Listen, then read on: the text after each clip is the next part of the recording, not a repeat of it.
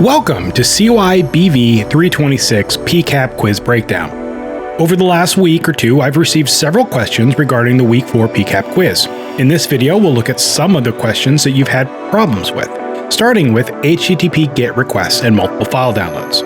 I'll admit, at first this one threw me for a little bit, but once I stepped back and recalled the basics, it was pretty easy to get through. Let's jump into Wireshark and get it done. So as you can see, I've got Wireshark open here. So let's go ahead and open up our Week 4 quiz PCAP. The question reads as follows. A GET request was made for http-lab/embedded. Two images were provided to the client. One image was located on the local server. The other image was hosted on another server. What's the server's name that responded to the request for the second image? So what it asks us to do is to clear all of our display filters, which has already been done. Now it wants us to look for HTTP. So let's type that in. Now it's asking us to find the embedded link. A couple different ways we can do that, but we're going to do that from Control F, which is our find. Again, you'll want to make sure that you have packet details selected and that you have strings selected, and then you can type it in. I already have it typed in here, http-lab/embedded. If you can't find the find window, you should be able to find it under Edit, Find Packet. So here, this does not change our display filter, so we're seeing a lot of different stuff here. So before I actually jump down to the first one, let's talk a little bit about pipelining. So as you recall, with HTTP 1.1, we introduced the ability to do pipelining, which is to make multiple requests in one TCP connection. How do we know that that's happening here? Well, we're seeing a lot of different GETs, but let's take a look at the very first one here. So we'll open up the Hypertext Transfer Protocol. Let's go down to the bottom. And we notice we've got multiple requests here. So let's take a look at this one here. That one is one of two was in that one. How about we take a look at another one? For this one, that was lab long, and we see that that is 3 of 8. This one here for conditional is 2 of 8. We've got this one here, 1 of 1. We've got a couple others. Here's 1 of 8. So this is what we're doing to get all of the information from our site. So when we actually go in and find what we're looking for, so let's hit find. Here is our embedded. So what we're going to do is we're going to right click on it. And as you can see, this is request 4 of 8 for the protocol HTTP. So let's take a look at this. So we're going to right click on this. We're going to go to follow HTTP stream. Now, as you look at this, what a lot of people did was got confused that there is a lot of information in here and immediately jumped right to one of these answers here for server. So as you recall, here, the blue or the purple is the server responding. And you'll notice that it does identify the name of the server in the response. Many people started even with this one and returned answers like this, same as above. Again, that's not the right one that we're looking for. So let's come down here to this section and look for embedded. Here's our request for the embedded section. And we see our response, our server, and then we start to see some content down here. This is where we actually need to inspect what's on the screen. So take a look at this. This is our HTML. And as we go down here, we get this section right here.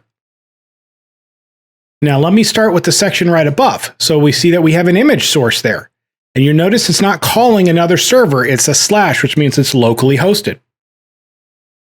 This little file is being served by wireshark.cyberopolis.com. It contains 2 embedded images. The image above, right, and what you see is what you get, so it would be this particular one, is also served from wireshark.cyberopolis.com website. It's the logo of the university. The second image is of the CyberOpolis program, which is stored and served from the www server, www.cyberopolis.com. Here is the link.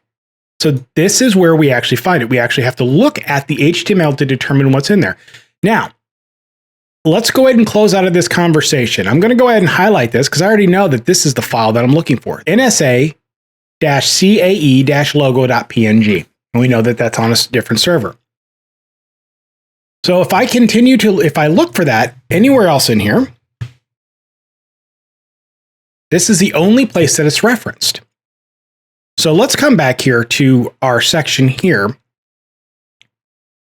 We'll notice that that's nowhere in any of those gets. So let's look for embedded again.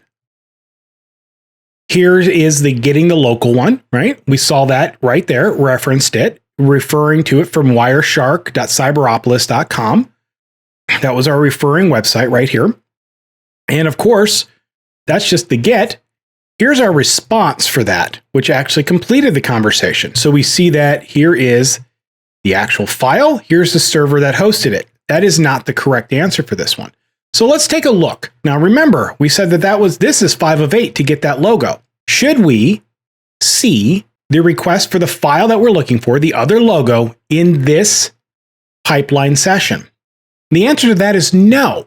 The question tells us that it was on a different server. Pipelining only works between the server that you're initially talking to, so who you sent this into. We need to make a new request out to get the other file. So let's look for the next embedded. There's that one. Notice we're not seeing it anywhere in here. Well, that's because it's not actually hosted on that server. But we do know that if we type in the name of that file that we're looking for, we can see that it's actually right there. So it's not in this particular stream. We're never going to find it. That's because this stream only contains the 8 sessions that were in the original one. And we know that. So we're not going to be able to find it in this particular one. We see that it is in the text here, but we're not actually getting it. We're going to need to find that particular one, so we need to exit out of this stream. So what can we do? How can we find this? Well, there's a couple different ways. So let's filter out of this and let's just go back to HTTP. Well, from here, since we're looking at all HTTP traffic, let's do our find again. Well, the first hit that we got was on that particular logo. And we'll notice that it's being referred to from here. This is where it came from. And let's go ahead and actually take a look at that file. So let's follow this one.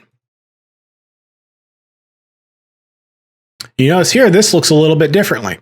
So now that we have this particular one, we can actually identify where the server actually is on this based on the items that are in purple. So here's our file located here.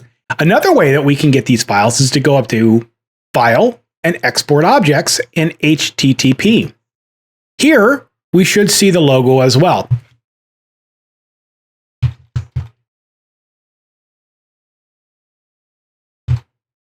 You know, embedded doesn't find us anything in here. But we can search for the actual name that we're looking for, and there it is. And because it is a PNG, we can preview it. That's the actual file that we were looking for. So that is how that is located within the PCAP.